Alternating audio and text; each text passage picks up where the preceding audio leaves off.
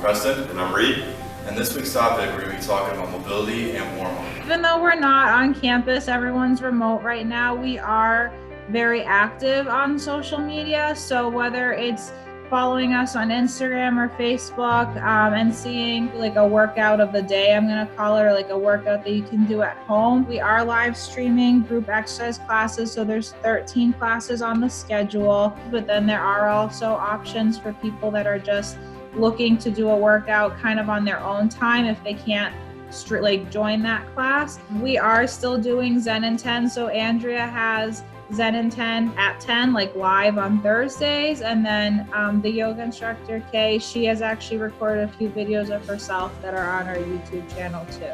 And then Mike, who is our coordinator of campus recreation, he's really doing a good job of doing eSport community days. He's really pushing for people to be able to connect from wherever they are, and esports does allow us that connection. But then we're also offering cooking videos, and one of the things we are trying to do with everything that we're pushing out is we want to make sure that people who are at home can do everything that they can within their house without actually having to leave. So that's something I try to emphasize in the cooking videos. It's like, you know what, you can swap out what you have in your pantry. Like, you don't have to feel obligated to go shopping.